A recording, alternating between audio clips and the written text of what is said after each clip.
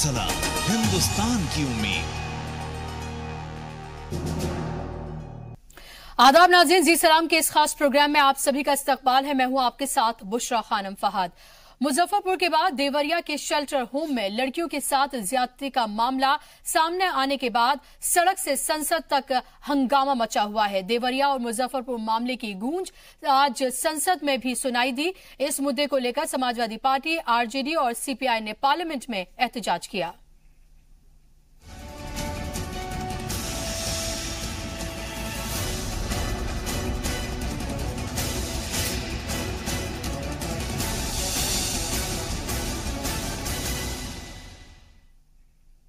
तो Deoria shelter home मामले में अब तेजी से कार्रवाई जारी है। शेल्टर होम की सुपरिटेंडेंट कंचन लता को गिरफ्तार कर लिया गया है। मामले का खुलासा होने के बाद से ही कंचन फरार चल रही थी। वो शेल्टर होम चलाने वाली गिरिजा त्रिपाठी की बेटी है। पुलिस ने गिरिजा त्रिपाठी और उसके शौहर मोहन को पहले ही गिरफ्तार कर लिया था। झूठ है और हमें गलत फंसाया गया। किस तरह का आरोप लगे आपके ऊपर? हम चाहते हैं जो भी जिम्मेदार हो, क्योंकि ये गोरखपुर मंडल के अंडर में है, ये देवरिया जो जिला है, तो हम चाहते हैं कि सरकार बताए कि इसमें कौन कौन रिस्पॉन्सिबल है। और क्योंकि इसको एनओसी सर्टिफिकेट नहीं, ऑब्जेक्शन क्लियरेंस सर्टिफिकेट नहीं था इनके पास, तो ये चला रहे थे, इनका सर्टिफिकेट कैंसिल हो गया था, तभी भी क्यों चल रहा था 2000।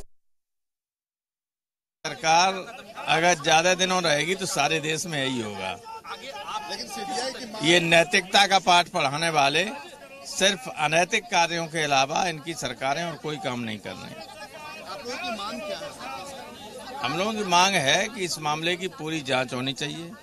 कौन लोग इसमें शामिल थे, कौन सफेद पोश लोग हैं जिनके यहाँ ये लड़कियां ले जाई जाती थी, इन सब की डिटेल जांच होनी चाहिए और सबको जेल भेजना चाहिए। कार से एक 10 साल की बच्ची ने जाकर पुलिस स्टेशन पर अपना बयान दर्ज कराया था और उसके परिणाम स्वरूप एफआईआर दर्ज हुई थी। लेकिन सचमुच में उत्तर प्रदेश सरकार के मुख्यमंत्री योगी आदित्यनाथ जी को, उनकी सरकार को बधाई देना चाहता हूं कि उन्होंने तुरंत सुनो ना, पूरा वाक्य भी नहीं सुनोगे मोहम्मद। तुरंत संबंधित पूरी बात सुन के उसके बाद आप बोलिए ना, तो मैं बैठ जाऊंगा। तो तुरंत उन्होंने अधिकारियों की बैठक बुलाई और जो क्विक एक्शन हो सकता है वह वहां की सरकार ने क्विक एक्शन लेने का काम किया था। वहां का डिस्ट्रिक्ट प्लानिंग ऑफिसर जो सीधे इसके लिए रिस्पॉन्सिबल होता है, उसको तुरंत सस्पेंड कर दिया। और साथ ही साथ जो उस बाल सुधार गृह की जो संचालिका थी, उस संचालिका को भी गिरफ्तार किया और साथ ही साथ उसके हस्बैंड को भी गिरफ्तार करके जो है उसको जेल भेजने का काम किया है। लेकिन इस मामले की पूरी जांच कराने के लिए तह तक पहुंचा जा सके, इसलिए सामान्य किसी अधिकारी से नहीं, जिले स्तर के अधिकारी से नहीं, बल्कि एडिशनल चीफ सेक्रेटरी और एडिशनल डीजी, इस लेवल के 2 अधिकारियों को नियुक्त किया है ताकि जो भी तथ्य हैं वो सामने आए। मैं इतना यकीन दिलाना चाहता हूं अध्यक्ष महोदया कि इसमें कोई भी जो अपराधी होगा वो बख्शा नहीं जाएगा। औदा मुजफ्फरपुर की बात कर लेते हैं और इस मामले पर सुप्रीम कोर्ट ने सख्त रुख अपनाया है और आज इस मामले पर सुनवाई के दौरान बिहार हुकूमत को सुप्रीम कोर्ट ने कड़ी फटकार लगाई है। सुप्रीम कोर्ट ने बिहार हुकूमत से पूछा है कि 2004 से हुकूमत एनजीओ को फंड दे रही थी, बिना तस्दीक किए कैसे फंडिंग की जा रही थी। बिहार हुकूमत ने देर से जांच क्यों शुरू की, लापरवाही बरतने वाले अफसरों पर अब तक क्या कार्रवाई की गई है। और साथ ही एनसीआरबी के आंकड़ों का हवाला देकर सुप्रीम कोर्ट ने तशवीश का इजहार किया। कोर्ट ने कहा कि ऐसे माहौल में वक्त वक्त पर हुकूमत ने शेल्टर होम्स का जायजा जो है वो क्यों नहीं लिया।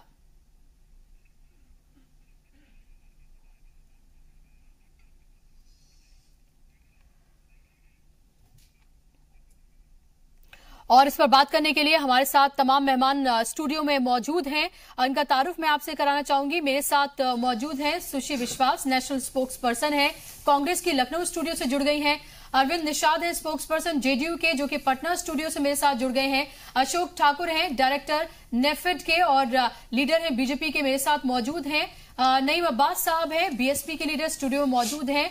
और उसके साथ साथ मेरे साथ अमलेंदु उपाध्याय जी मौजूद हैं, सीनियर जर्नलिस्ट, स्टूडियो में। आप तमाम मेहमानों का बहुत बहुत इस्तकबाल है।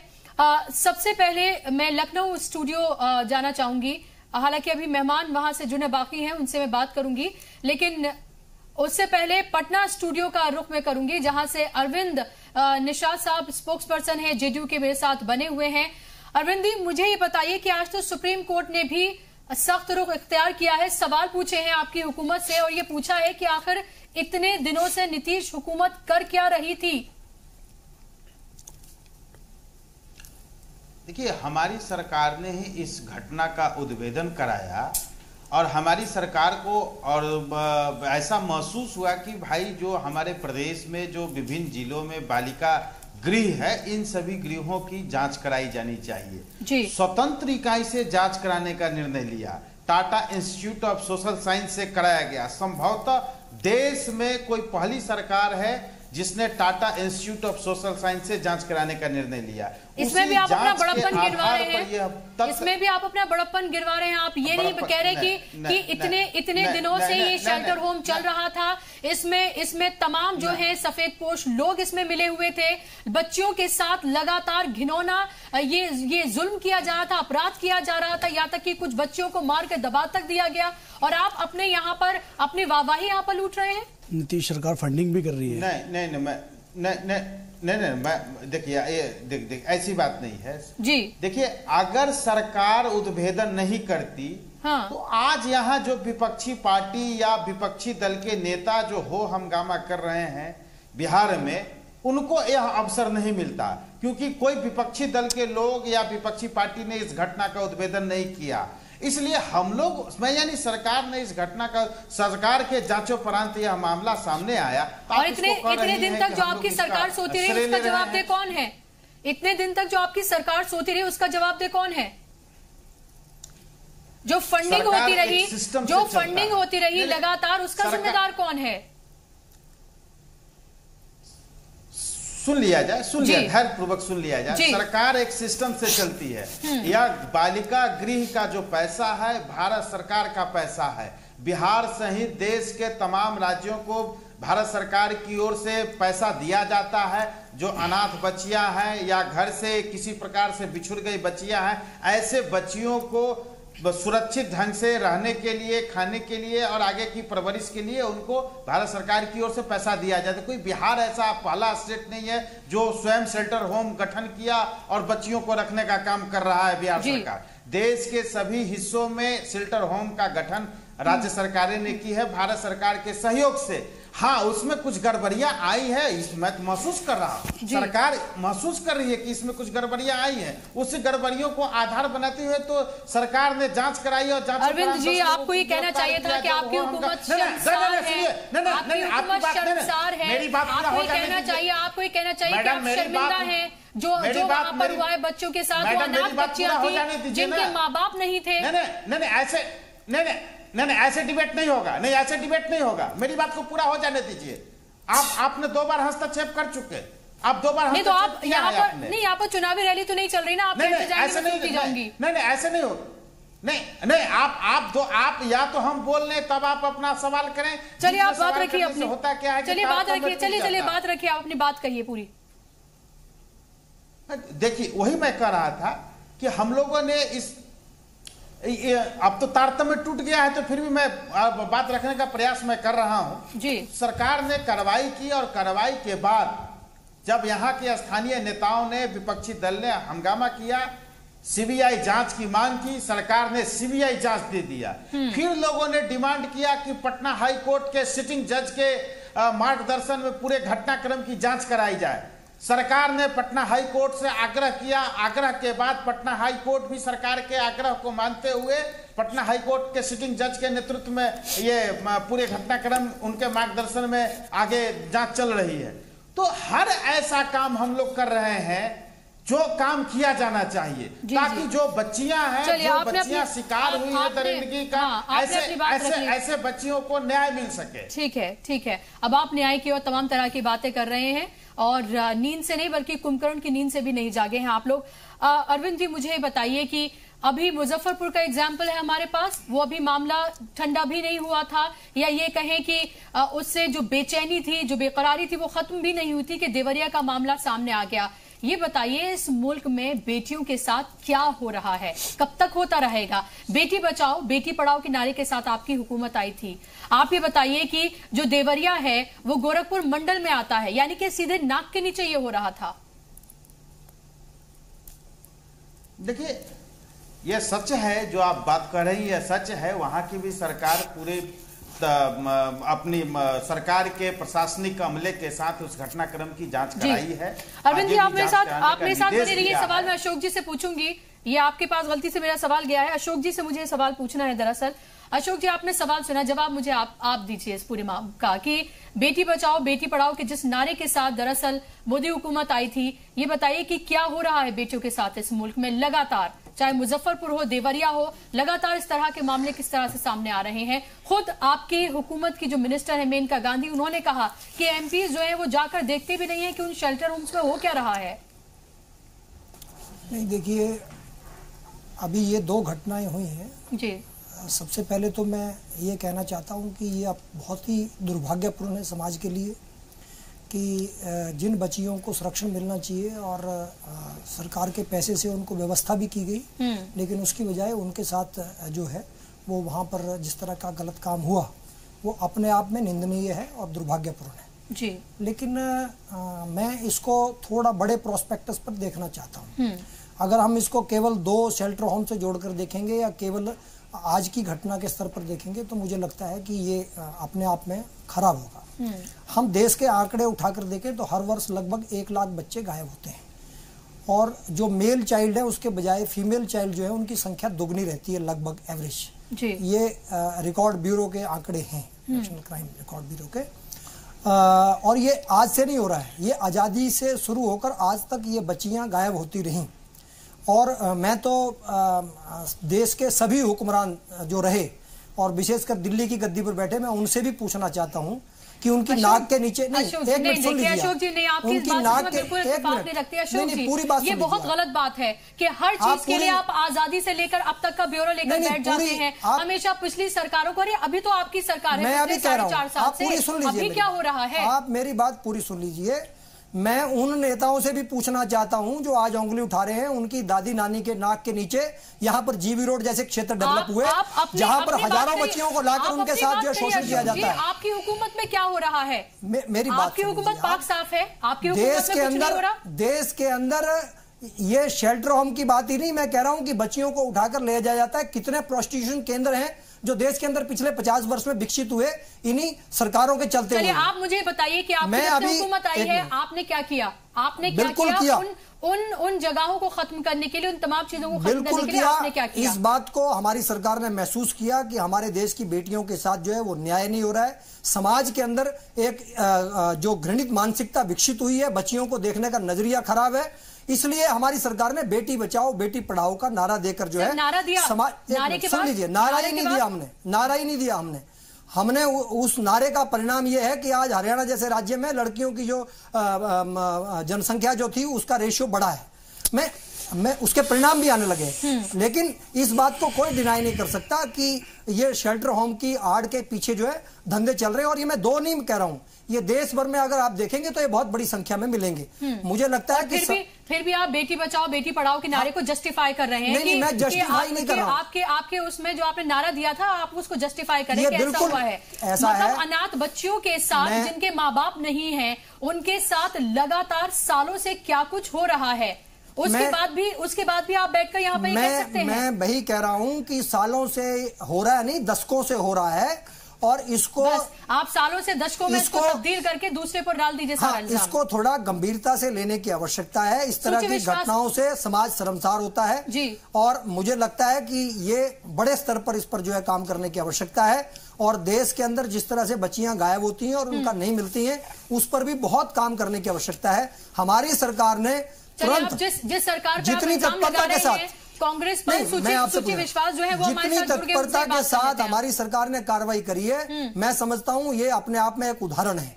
और इस पर जो है इसका संज्ञान देश को लेना चाहिए। बिल्कुल, जो उदाहरण है वो सबके सामने है। लगातार एक के बाद एक जो उदाहरण जो है वो सामने आ रहे हैं देश के कि क्या किया गया है। सूची जी, आपकी हुकूमत पर यहाँ पर बीजेपी के जो नुमाइंदे बैठे हुए हैं, उनका कहना है कि दरअसल ये किया धरा सब आपका है, बस निकल अब रहा है। मैं तो उनकी बहुत शुक्रगुजार हूँ कि उन्होंने सिर्फ 70 साल और आजादी के बाद का जिक्र किया, क्योंकि मुझे लगा वो ये कहेंगे कि इस सब के लिए नेहरू जी जिम्मेदार हैं, क्योंकि प्रधानमंत्री जी देश पे रहते नहीं और उनके चयन में आधी आबादी का कोई योगदान। जीबी रोड की शुरुआत नेहरू जी के टाइम में हुई थी। कर्म होने के बाद जीबी रोड की शुरुआत नेहरू जी के टाइम में हुई थी।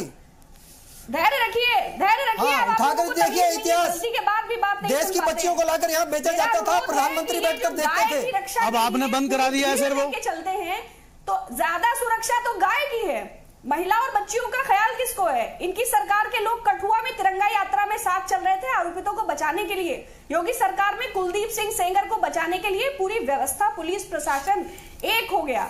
तो इन लोगों में संवेदना और मानवता कहाँ है? कहाँ है स्मृति ईरानी? गुलाम नबी आजाद के पोलिंग एजेंट वहां पर थे। हिंदू वाहिनी, गुलाम नबी आजाद के पोलिंग एजेंट लीड कर रहे थे उसको। कहाँ है करनी सेना? गुलाम नबी आजाद के पोलिंग एजेंट लीड कर रहे थे पूरे मूवमेंट को, कठुआ वाले। और मंत्री आपके कर रहे थे सपोर्ट। ऐसे का ना तो इन लोगों में स्वाभिमान है ना शर्म है, और उसके बाद इतना बेगैरत और बदमिजाज है कि सामने बैठी महिला को बोलने नहीं देंगे और ऑनलाइन आई तो ट्रोलिंग भी करेंगे। हो सकता है कि लिख के टैग करके पोस्ट भी कर दें कि अपनी बेटी भेज दीजिए। तो जो मानवता को शर्मसार करने वाली जो घटनाएं हैं उसमें भी संवेदना के दो शब्दों के इस्तेमाल के बजाय घृणित, कुत्सित और निंदनीय राजनीति करते हैं। साक्षात उदाहरण आपके सम्मुख उपलब्ध है। प्रधानमंत्री और मुख्यमंत्री जी को कहने की आवश्यकता ही नहीं है कोई। तो इस देश में गाय सुरक्षित है भाई। भीड़ आती है, लोगों को मार के चली जाती है। 40 बच्चियों पे बोलने के लिए ना तो प्रधानमंत्री जी भी मौन है। अभी किसी मंच पे नकल उतारनी होती तो वो उपलब्ध हो जाते। अभी कोई रैली होती तो मुख्यमंत्री जी देवरिया में पंचकोसी परिक्रमा करेंगे, वो कांवड़ यात्रा की रक्षा करेंगे हेलीकॉप्टर और ड्रोन से, और बच्चियां 18 गायब हो जाएंगी तो मौन है। तंदूर कांड तो नहीं करते ना हमारे नेता, प्रशासन और आप तंदूर कांड तो नहीं करते, यात्रा ही तो करते हैं। प्रवक्ता महोदय, तंदूर कांड तो नहीं करते ना हमारे कांग्रेस के नेता करते हैं तंदूर कांड। हमारे नेता परिक्रमा ही करते हैं, भगवान की पूजा करते हैं। मानी चाहिए आपको, ना तो आपको और ना ही उनको, दोनों को ये बात जरा भी जेबा नहीं देती कि लड़कियों परमात्मा ऐसे अंधकारमयी, परमात्मा ये शैतान का स्वरूप है। परमात्मा is light, that is illumination. आप ये समझने में सक्षम नहीं है। ईश्वर का प्रतिरूप बच्चे हैं, वो बच्चियां जिनके साथ ऐसी घटना हुई। बिल्कुल, वो बच्चियां जो है वो 7-7, 8-8 साल तक की मासूम बच्चियां थी जिनके आगे पीछे कोई देखने वाला नहीं था। रुचि आप मेरे साथ बने रहिए। नईम साहब, मुझे बताइए कि किस तरह से इस पूरे मामले को फिलहाल आपकी पार्टी उठाने जा रही है, क्योंकि हम ये देख रहे हैं कि मुजफ्फरपुर में जो हुआ वो हुआ, उसके फौरन बाद देवरिया का जिस तरह से मामला सामने आया है, क्या आपको नहीं लगता कि अपोजिशन होने के नाते भी आप लोगों की जिम्मेदारी बनती थी कि अगर इस तरह का कुछ काम वहां पर हो रहा था, इस तरह की चीजें हो रही थी, तो जो आपके कारकुनान हैं, जो आपके लीडर्स हैं, जो एक्टिव हैं, क्या उन्हें ये मामला सामने पहले रोशनी में नहीं लाना चाहिए था? एक बच्ची भागकर गई तब ये मामला सामने आया, वरना तो शायद ये कभी आता ही नहीं। जी, आप ठीक कह रहे हैं। देखिए, बहुत अफसोस की बात है जिस तरह की घटना देवरिया जैसी जगह होती है और मुजफ्फरपुर जैसी घटना होती है। आपने देखा अभी बीजेपी के स्पोक पर्सन सिर्फ पीछे की घटना जितनी भी हुई हैं उनको गिनवा रहे हैं। नारा ये लेके आए थे बेटी बचाओ बेटी पढ़ाओ, और बेटियों का किस तरीके से बलात्कार हो रहा है इनके राज्य में, इनको उसके बाद पे भी शर्म नहीं आ रही, और ये पुराने एग्जाम्पल पे एग्जाम्पल दिए जा रहे हैं। सरकार इनके हाथ में है, चला ये रहे हैं, सेंटर भी ये चला रहे हैं और स्टेट भी ये चला रहे हैं, बल्कि 20-20 राज्यों की सरकार ये चला रहे हैं, और एलिगेशन जो लगाते हैं वो विपक्ष पे लगाते हैं। इस तरीके की चीजें बहुत शर्मनाक है। सर, आप अपनी जिम्मेदारी से भागिए मत, जो आपने वादा किए हैं जनता के साथ में उसको फेस करिए। और दूसरी चीज, जिस तरीके से ये ब्रिजेश ठाकुर है, ये तो आप ही की पार्टी का नुमाइंदा है, आप ही के पार्टी के लोग हैं। आप मुझे बताओ, आप उसको अखबार के थ्रू, अरे देखिए, आपकी पार्टी का कार्यकर्ता हो, अरे सुन लीजिए सर, आप ऐसे नहीं कह सकते। अरे सर सुन लीजिए, आप कह नहीं सकते। कितने फोटो जो है नीतीश कुमार जी के साथ आ रहे हैं, किस तरीके से उसके अखबार को फंडिंग हो रही है, किस तरीके से उसको संरक्षण दिया जा रहा है। कितने दिन पहले ये मुद्दा उठाया था, जब उसके बाद भी कितने दिनों बाद FIR दर्ज हुई उसके खिलाफ, और आज भी आप ये देखो बच्चियां गायब हो गई। आप मुझे बताइए, वो बच्चियां गायब हो गई, 24 बच्चियां गायब हो गई, वो कहां गई? किसने करा दी? जब आपके संज्ञान में सारा मामला आ गया था और नीतीश कुमार जी के संज्ञान में सारा मसला आ गया था, तो बच्चियां फिर कैसे गायब हो गई? आप बताइए, चलिए जवाब दीजिए इस पे। बच्चियां तो कैसे गायब हो गई? जब आपने एफआईआर दर्ज कर ली और आपके संज्ञान में मामला आ गया, तो उसके बाद बच्चियां गायब कैसे हुई है? उसके बाद कोई बच्ची गायब नहीं हुई। बच्चियां, आप गलत बोल रहे हैं। नहीं, मैं गलत कहां बोल रहा हूं, मैं सही बोल रहा हूं, आप जवाब दो मुझे। कोई बच्ची गायब नहीं हुई। बच्चियां गई कहां? देवरिया से भी 18 लड़कियां गायब, 18 लड़कियां देवरिया से गायब हो गई है। उसके बावजूद तो संरक्षण कौन दे रहा है? जब एफआईआर दर्ज हो गई है, गायब नहीं हुई। सर आप मुझे जवाब दीजिए ना, जब एफआईआर दर्ज हो गई है उसके बावजूद बच्चियां गायब कैसे हो गई? एफआईआर किसने करा दी? गिरफ्तार हुए लोग। इसका मतलब प्रशासन से आप लोग मिले हुए हो या वो बंदा मिला हुआ है, इतनी उसकी पकड़ है, मजबूत पकड़ है कि उसने जो है गायब करवा दिया बच्चियां। हो सकता है उसको बदलवा भी दिया जाए। आप सर इस बात को अपने ऊपर आपको अफसोस होना चाहिए कि हाँ, आपके सरकार के अंदर इस चीजों की ये घटना घट रही है। अभी अलीगढ़ की भी घटना घटी है, उसमें 4 लड़कों ने उस लड़की के साथ रेप किया है। आप कह रहे हो कि जी हमने रामराज ला दिया है, इसी को रामराज कहेंगे आप? हाँ, मैं बताता हूं, इसी को रामराज कहेंगे। मैं आपसे जवाब लूंगी। अमलेंदु जी, क्या ये शर्म की बात नहीं लगती, चाहे मुजफ्फरपुर की बात करें या फिर हम बात करें देवरिया की, जिस तरह से लगातार ये मामले सामने आए हो, मासूम अनाथ बच्चियां जिनके माँ बाप नहीं, आगे पीछे कोई नहीं, कोई देखने वाला नहीं, शेल्टर होम बनाया जाता है, एनजीओ बनाया जाता है, करोड़ों रुपए ऐंठे जाते हैं उस पर, और फिर उन बच्चों के साथ दरिंदगी, हैवानियत की जाती है। ना वजीर आजम कुछ बोलते हैं, ना सीएम कुछ बोलते हैं, सभी हर मामले पे जो है बस एक मौन धारण कर लिया जाता है। फिर किस तरह से बेटी बचाओ बेटी पढ़ाओ का जो नारा है वो उसका आवाज को आप बुलंद करते हैं, आखिर किस बिना पर? देखिए, सबसे बड़ी बात तो ये है कि असल में दोनों सरकारें और दोनों जगह जो सत्तारूढ़ दल हैं वो ना तो अपनी जिम्मेदारी मानने को तैयार हैं और ना शर्मिंदा होने को तैयार हैं जी। खैर, भारतीय जनता पार्टी से तो मैं शर्मिंदगी की उम्मीद नहीं कर सकता, लेकिन नीतीश जी चूंकि डॉक्टर लोहिया के शिष्य रहे हैं तो मैं सोचता था कि शायद उन्हें कुछ शर्म आएगी, लेकिन उन्हें शर्म आई, लेकिन बहुत कम आई। सवाल ये है कि पूरा एक नेक्सस जो है वो बनता जा रहा है, राजनेता, प्रशासनिक अधिकारी, मीडिया के तथाकथित लोग भी इसमें शामिल होते जा रहे हैं। तो यानी जिन पे जिम्मेदारी थी चिराग को बचाने की जी, वो चिराग बुझाने पे आमादा हैं। तो एक बड़ी समस्या ये बन के सामने आ रही है। दोनों ही जगह मामला ये है, देवरिया जो है वो मुजफ्फरनगर से कम गंभीर नहीं है मामला। मुजफ्फरनगर में तो मुजफ्फरपुर में तो ये हुआ कि भाई किसने रिपोर्ट दे दी है 1 फरवरी को जी। रिपोर्ट आने के बाद सरकार खामोश बैठी रही। 28 फरवरी को एफआईआर दर्ज हुई। उसके बाद 28 फरवरी को एफआईआर दर्ज होने के बाद 20 जुलाई को बच्चियों की मेडिकल की रिपोर्ट आई।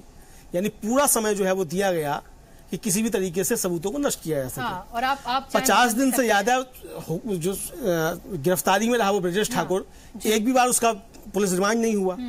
और किस बेशर्मी से हंसता हुआ सामने आ रहा नहीं, आप देखिए नीतीश कुमार जी ये तो कह रहे हैं कि वहां जो दिल्ली में लोग इकट्ठा हुआ वो हंस रहे थे, लेकिन ब्रजेश ठाकुर हंस रहा है उनके ऊपर, उस पर नीतीश जी को शर्म नहीं आ रही। बचाव कर रहे लगातार उस मंत्री का जो उनके बगल में बैठी हुई है। अरे कैसे जांच होगी? अगर मंत्री वो बैठी हुई है लगातार, तो जांच कैसे होगी? क्या होगा? सबके सामने है। इसी तरीके से जो देवरिया का मसला है ये और बड़ा मसला है। सीबीआई जांच के बाद वो सिफारिश कर दी जाती है कि इसको बंद किया जाए, इसमें अनियमितताएं हैं और 1 साल तक वो चलता रहता है और वो भी योगी जी की नाक के नीचे चलता रहता है। इसके लिए ना योगी जी जिम्मेदार है, ना वहां नीतीश जिम्मेदार है। जिम्मेदार कौन है? पंडित नेहरू जिम्मेदार है। तो पंडित नेहरू को फांसी पे चढ़ा दिया जाए क्या? यानी हर चीज की जिम्मेदार पंडित नेहरू, हर चीज की जिम्मेदार पंडित नेहरू। अरे भाई, सरकार में आप लोग हैं, सरकार में आपने वायदा किया था या नहीं किया था? सवाल ये नहीं कि आपने अच्छे शासन का वायदा किया था। आपने वायदा नहीं भी किया होता तब भी आपकी जिम्मेदारी थी, क्योंकि सरकार में आप हैं। आप जीवी रोड की बात कर रहे हैं, चलिए हम यही पूछ लेते हैं, स्वाति मालीवाल के पिछले 10 दिन की आप खबर उठा के देख लीजिए, कम से कम 50 बच्चियों को रेस्क्यू कराया है इसी दिल्ली में। आपके लोग क्या कर रहे हैं? नहीं, उसमें दिल्ली पुलिस का योगदान नहीं है। नहीं, दिल्ली पुलिस का योगदान है, कर कौन रहा है? आगे तो स्वाति मालीवाल जा रही है ना। किसके तहत है? किसी के तहत हो। हाँ, तो दिल्ली पुलिस आपको स्वाति तो नजर आ रही है। आपने क्यों नहीं कर लिया रेस्क्यू? कार्रवाई कर रही है वो नजर नहीं आ रही। नहीं तो आपने स्वाति का स्वाति मालीवाल ने पहुंची तो है वहां पर, मंत्री पहुंचा है। आपकी जिम्मेदारियां हैं उसको निभाइए भाई। आपसे ये थोड़ी कहा कि आप कर रहे हैं। आप मुझे कहा यही आ रहा है कि जो आपकी जिम्मेदारी आप उसको नहीं निभा पा रहे, आप अपनी जिम्मेदारी निभाइए, बस यही है सवाल। नो ऑब्जेक्शन सर्टिफिकेट के बिना आखिर ये शेल्टर होम चल कैसे रहा था? और वो भी गोरखपुर जो मंडल है उसके अंडर आता है देवरिया, वहीं पर, यानी कि योगी के हुकूमत के नाक के नीचे बिल्कुल ये चल रहा था शेल्टर होम, और वहां पर लगातार इस तरह की हरकतें हो रही थी। एक मासूम बच्ची आकर ये कहती है, जरा सोचिए, मगर अगर आप सोचे पूरा सीन, पूरा सिनेरियो कि क्या होता होगा। वो मासूम भागकर आई और वो आकर ये कहती है कि दीदियों को ले जाया करते थे बड़ी बड़ी गाड़ियों में बिठाकर, और उसके बाद जब उनसे पूछा जाता था तो वो रो रो कर बताती थी। आप अंदाजा लगा सकते हैं कि किस दर्द, किस तकलीफ, किस हैवानियत से वो बच्चियां गुजरी होंगी, और उस हुकूमत के नीचे जो बेटियों को लेकर बड़ी बड़ी बातें करते हो। नो ऑब्जेक्शन सर्टिफिकेट के बिना 1 साल तक वो शेल्टर होम चल रहा था। अशोक जी, कौन जवाब देगा उसका? हाँ, मैं आपको बता दूं सबसे पहले कि मैं खुद भी सामाजिक कार्यकर्ता हूं और मैं उनके दर्द को भी समझ सकता हूं, उन परिवारों के दर्द को भी समझ सकता हूं जिनकी बच्चियां गायब होती हैं। लेकिन ये तो साहब यतीम है, ये बहुत, वो तो यतीम, उनका परिवार है ही नहीं। यही तो सबसे बड़ी अफसोस की बात है। सुन लीजिए, लेकिन इसमें मैं फिर कह रहा हूं, इसको राजनीतिक इशू बनाने की बजाय ये बहुत बड़ी सामाजिक समस्या भी है। हमें इस बात पर भी देखना होगा कि इस तरह की घटनाएं होती क्यों हैं। मैं सबसे पहले तो एक बात बताना चाहता हूं कि हमारी सरकार ने इसकी मूल समस्या को किस तरह से समझा। आज देश के अंदर ये सब काम जो एनजीओ को सौंपे गए, ये हमारी सरकार ने नहीं सौंपे, ये पहले से एनजीओ को सौंपे गए। देश के अंदर एनजीओ का एक बहुत बड़ा जाल फैलाया गया इस देश के अंदर। तो वो एनजीओ 1 साल पहले तो रिपोर्ट आ गई थी सर, जवाब दीजिए ना। 1 साल पहले रिपोर्ट आ गई थी। देश के अंदर कैसी बात कर रहे हैं सर? देश के अंदर एनजीओ का जाल फैलाया गया। बात कर रहे हैं सर, उसके अंदर बात क्यों कर रहे हैं? 1 साल पहले रिपोर्ट आ गई, उसके बाद 1 साल तक गलत बात कर रहे हैं। सुन लीजिए सर, देश तो रहे, लेकिन आप गलत बात, देश के अंदर गलत तरीके से लाखों हजारों एनजीओ बनाए गए। हमारी सरकार ने आने के बाद उन एनजीओ को बंद करने का काम किया जो गलत काम सर। ये 1 साल पहले रिपोर्ट जानते हैं इस बात को, लेकिन देश संविधान और व्यवस्था से चलता है सर। मैं आपको फिर बता रहा हूँ, संविधान और व्यवस्था से चलता है, लेकिन 1 साल पहले मिलने के बावजूद भी बंद नहीं हुआ। हमने कानून के तहत जांच करवाकर, हमने कानून के तहत जांच करवाकर जो है वो 25,000 एनजीओ को। इस ब्रेक के बाद लौटेंगे।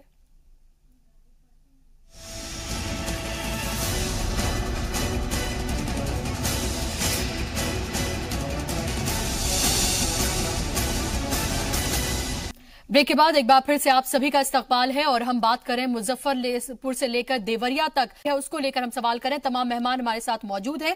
एक और मेहमान मेरे साथ सलमा फ्रांसिस, सोशल एक्टिविस्ट भी जुड़ गई हैं स्टूडियो में। आपका भी इस्तकबाल है। सलमा, शुरुआत में आपसे ही करूंगी क्योंकि और तमाम लोगों की बात मैंने सुन ली है कि एक सोशल एक्टिविस्ट होने के नाते आप जब इन दोनों मामलों को देखते हैं, शेल्टर होम में देवरिया का मामला ऐसा है कि वहां तो नो ऑब्जेक्शन सर्टिफिकेट के बिना ही वो 1 साल से चल रहा था, और आप ये सोचिए कि बच्चियां अनाथ थी, यानी कि इनके आगे पीछे कोई देखने वाला नहीं था, दोनों मुजफ्फरपुर में और यहां पर। यानी कि ऐसा था कि जैसे कि छूट है, इनके साथ आप कुछ भी कर सकते हैं, किसी भी हद तक कर सकते हैं, और यहां तक कर सकते हैं कि हो सकता है किसी ने आवाज उठाई हो, क्या किसी के साथ कुछ ज्यादा गलत हो गया हो तो उसे मारकर दबा भी दिया जाए।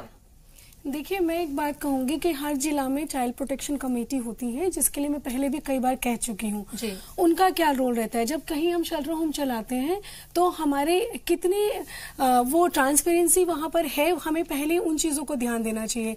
किसी भी गवर्नमेंट के अंडर में अगर वो चल रहा है, फंडेड है, तो ये सरकार का फर्ज बनता है उस पर, चाहे वो जो भी सरकार वहां रही हो, जिस भी जिला का हो ये, तो उसमें सरकार का फर्ज बनता है कि उसकी हर रिपोर्ट, मंथली रिपोर्ट, वीकली या 15 डेज की रिपोर्ट वहां से कलेक्ट करे। वहां पर क्या हो रहा है, क्या नहीं हो रहा। इनफैक्ट जो भी प्रोटेक्शन कमेटीज होती है उनका रोल रहता है मेनली कि वहां जाके देखें। फिर उन शेल्टर होम्स में कैमराज हैं या नहीं, जो जरूरत की चीजें हैं वहां पर मुहैया है या नहीं है, वो देखना बहुत जरूरी है। अगर ये सब चीजें नहीं है तो वो शायद अच्छा नहीं है, और वहां जहां पर ये सब चीजें नहीं है वहां ये सब चीजें पाई जाती है।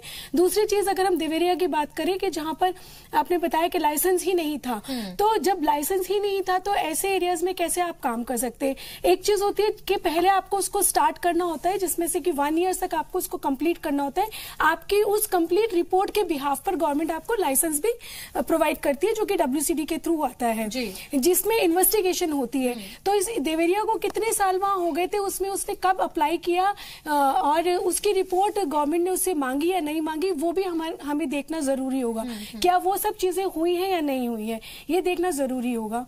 मुझे ऐसा लगता है। क्या उनमें से लिया गया, नहीं लिया गया? और सरकार का इसमें बहुत बड़ा रोल बनता है कि जो भी सरकार उस एरिया में होती है उसका काम है कि हर जितने भी डिपार्टमेंट्स हैं जो इनको फंड कर रहे हैं वहां जाके वहां की रिपोर्ट, क्योंकि हम सिर्फ एक फाइनेंशियल रिपोर्ट मंगा लेते हैं कि हमारा फंड कितना यूटिलाइज हुआ, सही जगह पे हुआ नहीं हुआ।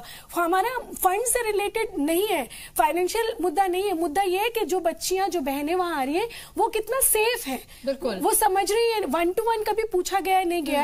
इनफैक्ट एक कोर कमेटी होनी चाहिए जिसमें ये तमाम मामले जो है सलमा, दरअसल वो मेनका गांधी ने भी उठाए, जो कि बीजेपी हुकूमत में है, उसी की एमपी भी है, और उन्होंने तक ये मामले उठाए जब उनसे पूछा गया।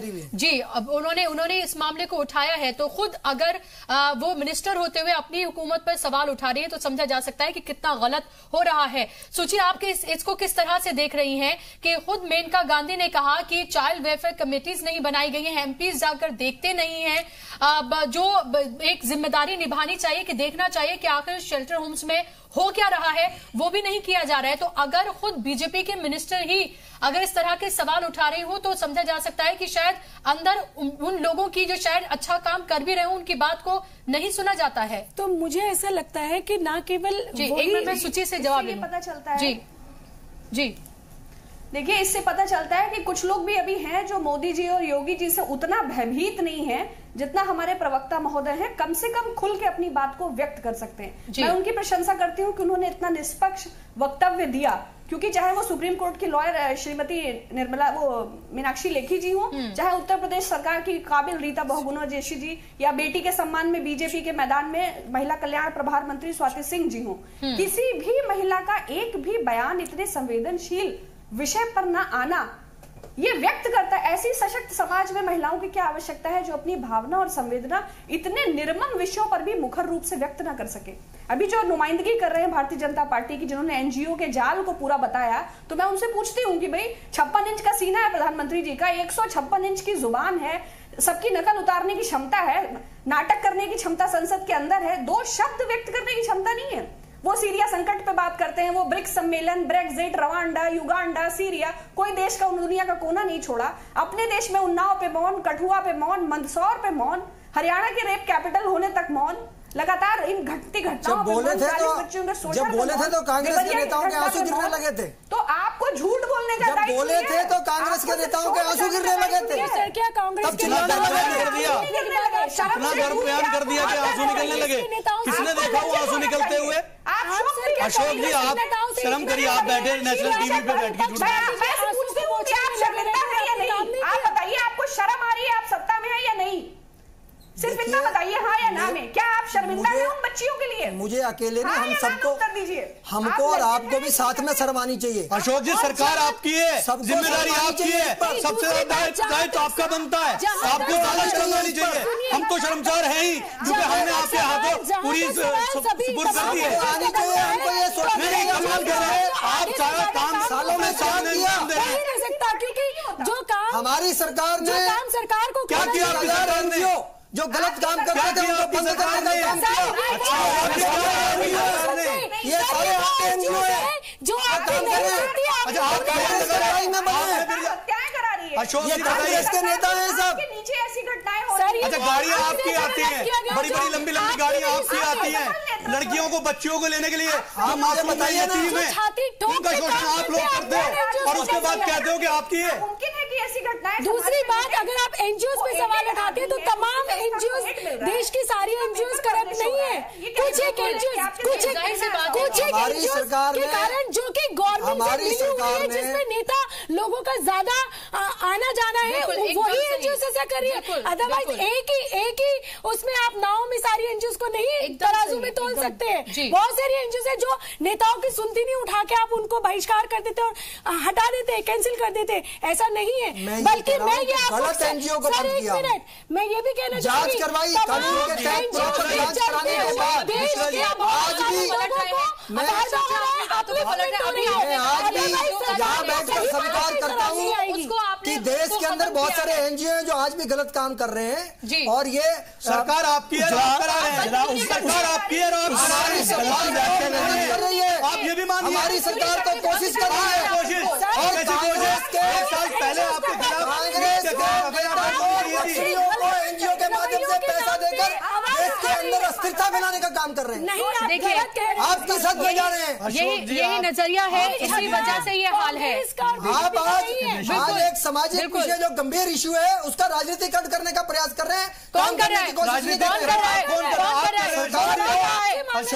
गलत एनजीओ का बंद किया, बेटी बचाओ बेटी पढ़ाओ का अभियान चलाया, ये एनजीओ अशोक जी ये सब हमारी सरकार ने किए, आपने पहले कभी नहीं किए, आपने कभी कोशिश नहीं करी। अरे मान लिया ठाकुर साहब, हमने मान लिया, आप ऐसी बेटियां बचा रहे हैं। नहीं, आप मुजफ्फरपुर में भी बेटियां बचा रहे हैं, आप देवरिया में भी बचा रहे हैं, हमने मान लिया। मैं अशोक जी आपसे पूछना चाहती हूँ, वाकई अपने दिल पे हाथ रख के आप ये कह पाएंगे कि बेटी बचाओ बेटी पढ़ाओ के नारे के साथ जो आपकी हुकूमत आई थी वो उसको जस्टिफाई कर पाई है? क्या आप वाकई में ये कह पाएंगे कि एक साल आपकी हुकूमत के नाक के नीचे ये एनजीओ चल रहा था, बेटियों के साथ दरिंदगी हो रही थी, फिर भी आप कह रहे हैं कि हम एनजीओ का जो नेक्सस है उसको हम खत्म करने की, कौन से एनजीओ को खत्म कर रहे हैं आप मुझे बताएंगे? कौन से एनजीओ हैं? लिस्ट है आपके पास किनको आपने बंद किया है? आप बताएंगे कौन से वो एनजीओ थे जो गलत काम कर रहे थे? ये क्या एनजीओ जो शेल्टर होम है क्या उस लिस्ट में नहीं आता? देखिए, मुझे इस बात में कतई शक नहीं है कि देश की जनता हमसे बहुत उम्मीद करती है और देश की जनता ये भी उम्मीद करती है कि हम 100% परफॉर्म करें, लेकिन उसके बावजूद इतनी गंभीर समस्याएं देश के अंदर पहले से है और हम उन पर काम कर रहे हैं। हमको बेटी बचाओ, भाई एक मिनट मेरी बात सुन लीजिए, आप बात करिए, बेटी बचाओ बेटी पढ़ाओ क्यों चलाना पड़ा हमको कार्यक्रम? तो कर नहीं रहे। इससे पहले देश के लोग कहाँ बैठे थे? कहाँ सरकारें बैठी हुई थी? इन बच्चियों की चिंता क्यों नहीं करी आप बताइए? नारों तक ही महदूद है, सिर्फ नारों तक ही महदूद है। अच्छे अच्छे नारे बनाओ, बड़ी बड़ी स्कीम्स बनाओ और उसके बाद कुछ मत करो। ब्रेक के लिए रुकना पड़ रहा है मुझे, ब्रेक के लिए रुकना पड़ रहा है। ब्रेक के बाद इसी मौजू पर हम बने हुए यहाँ रुक रहे हैं एक छोटे से ब्रेक के लिए।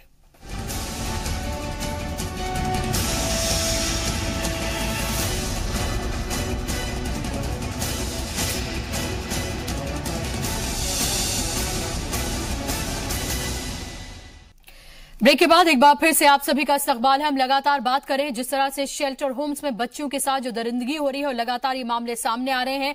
दो हमारे सामने हैं जो उजागर हो चुके हैं, जिनको हम देख पा रहे हैं और न जाने ऐसे कितने शेल्टर होम्स होंगे जहां अभी भी जब हम ये बहस कर रहे हैं, हम बात कर रहे हैं, अभी भी बच्चों के साथ कुछ न कुछ दरिंदगी, कुछ न कुछ इस तरह की हरकतें हो रही होंगी, क्योंकि हमें पता नहीं है और कितने शेल्टर होम्स में क्या क्या हो रहा है, किस किस जगह किस किस तरह से हो रहा है। तमाम मेहमान मेरे साथ बने हुए हैं। सलमा, मुझे बताइए, क्योंकि आप एक सोशल एक्टिविस्ट हैं, एनजीओज को लेकर लगातार सवाल उठ रहे हैं। अभी अशोक जी ने भी कहा कि जो एनजीओज का नेक्सस है उसे हमारी हुकूमत ने तोड़ने की कोशिश की है। क्या आपको लग रहा है कि इस चक्कर में इन जिस तरह से ये शेल्टर होम्स जो एनजीओ चलाते थे, जो वाकई में काम कर रहे होंगे ढंग का, अब उनको लेके भी सवाल खड़े हो जाएंगे? बिल्कुल सही बात है। हरियाणा गवर्नमेंट की भी अगर मैं बात करूं तो वहां पर जो बाल गृह का ऑर्डर दिया था कि 2012 में कि सरकार इसको बना के रखेगी, तो वो 2017 में कहीं जाके पूरा हो गया और उद्घाटन के बाद से 9 महीने तक बंद पड़ा है, इसीलिए कि कोई इसमें एक तो उनका फंड इश्यू नहीं हुआ, दूसरा ये कि कोई एनजीओ आके उनको लेना नहीं चाह रहा है, कोई रिस्पॉन्सिबिलिटी लेना नहीं चाह रहा है। क्योंकि कहीं ना कहीं जब हम ये जो इस तरह के होम्स चला रहे हैं, जो एनजीओ एक्चुअली गलत काम कर रही हैं, उनकी वजह से अच्छी एनजीओ जो काम कर रही हैं उन पे एक सवाल उठता है। कहीं ना कहीं बताने में शर्म आने लगती है कि हम भी किसी एनजीओ से है, क्योंकि लोगों की नजरिया ऐसा बन गया है कि ये तो सिर्फ कमाने के लिए और खाने के लिए बैठे हैं और यहाँ गलत काम होते हैं। मतलब एक एनजीओ वर्कर्स को, मैं खुद एक एनजीओ रन करती हूँ, तो गलत नजरों से लोग, मतलब ये फीडबैक आते हैं, तो हमको खुद को भी ऐसा लगता है कि बताएं या ना बताएं, बट इन सब चीजों की वजह से एक तमाम जो अच्छी एनजीओज हैं उनको हम एक सेम तराजू में नहीं रख के तोल सकते, क्योंकि बहुत सारे जो लोग, देखिए जहां वो ठाकुर जी की बात आ रही है, जी बिल्कुल उनकी बात आ रही है, जी ना लगाऊं, मैं भी वही कहने वाली थी, माफी चाहूंगी उनको जी लगाने के लिए, उन बिहार का, तो कहीं ना कहीं वो पॉलिटिशियन से मिले हुए थे, कहीं ना कहीं सरकार उनके साथ जुड़ी हुई थी। तो जहां सरकार जुड़ जाती है, वहां यानी कि पावर मिल जाती है और आपको डर खत्म हो जाता है, आपका डर खत्म हो जाता है, तो वहां इस तरह की चीजें शुरू हो जाती हैं। जहां तक अभी मेरे साथ बीजेपी के भाई बैठे हुए जो कह रहे थे कि नहीं सारी एनजीओज को ऐसे करके बता रहे थे, तो वो शायद गलत होगा कहना, क्योंकि जो अच्छी एनजीओज है वो कहीं ना कहीं पॉलिटिक्स से जुड़ी ही नहीं है, वो अपने दम पे काम कर रही है। पहले भी कहा जी अशोक जी, आपने बात रखी, फिर मैं अरविंद जी के पास जाऊंगी। जांच के बाद हमने कार्रवाई की है, जांच से पहले नहीं करी, हमने प्रॉपर जांच कराई है, जो एनजीओ गलत पाएंगे उनके खिलाफ बारे में। तो सर मैं ये कह रहा हूँ ये कैसे छूट गया? एक साल पहले जहाँ जा गई, एक साल पहले रिपोर्ट आ गई थी सर अशोक जी, एक साल पहले रिपोर्ट आ गई, ऐसी कोई लाइसेंस नहीं दिया गया था उसको। मैं ऐसी कोई गारंटी नहीं लेता कि देश के अंदर सब एनजीओ एक साथ खत्म गलत बंद होगी, अभी भी बहुत सारी काम कर रही होंगी।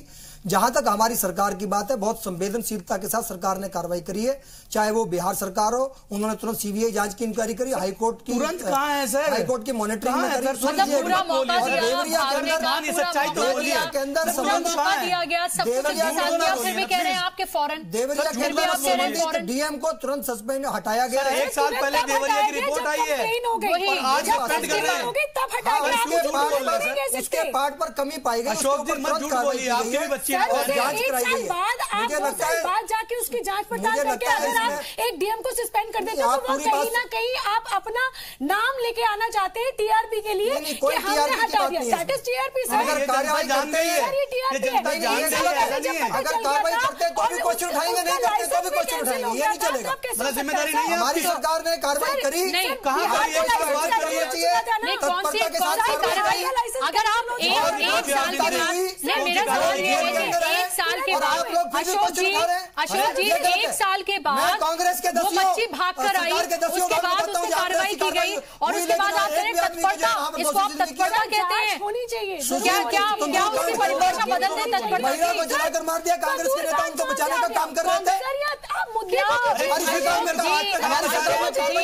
कुलदीप सेंगर को आज तक बचाने की कोशिश की जा रही है कि सरकार ने कार्रवाई करी है, इसमें शोर मचाने के बजाय ये गंभीर समस्या है, इस पर विचार होना चाहिए और सभी राजनीतिक पार्टियों को साथ में आकर ऐसी गंभीर समस्याओं पर चिंतन करके इसको हल करने का काम करना चाहिए। खाली केवल आंगुली उठाने से काम नहीं चलेगा। अशोक जी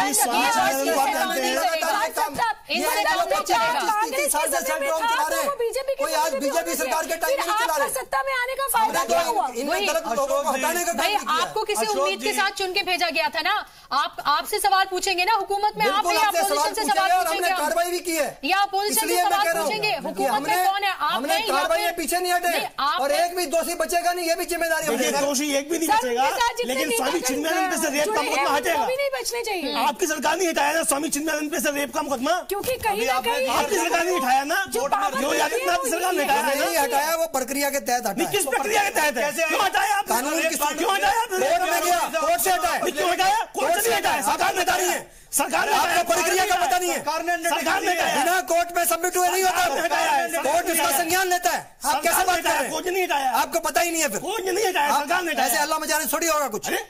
तो आप गलत बोल देंगे तो कोई मान लेगा? मैं गलत थोड़ी बोल रहा हूँ, आप बिल्कुल गलत बोल रहे हैं। आप प्रक्रिया से एफआईआर खत्म होती है, कोई होती है, कार्रवाई होती है। क्या प्रक्रिया? प्रतिक्रिया समझ रहे हैं ना सब, जनता देख रही है ना प्रतिक्रिया, कौन सी प्रतिक्रिया? हमने तंदूर कांड करने वालों का प्रोटेक्शन नहीं दिया, जिस तरह कांग्रेस ने तंदूर कांड करने वाले लोगों को प्रोटेक्शन दिया, हमने नहीं किया। सीएम साहब ने खुद सिफारिश करी है, हमने एक आदमी को बचाया नहीं स्वामी चिन्मयानंद के लिए।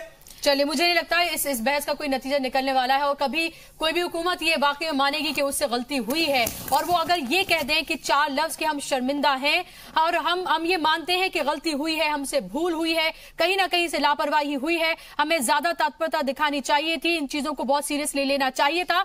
अगर वो इस इतने सेंसिटिव मामले पर भी ये सब कह देते तो शायद कुछ इज्जत बच जाती। बहुत बहुत शुक्रिया आप तमाम मेहमानों का।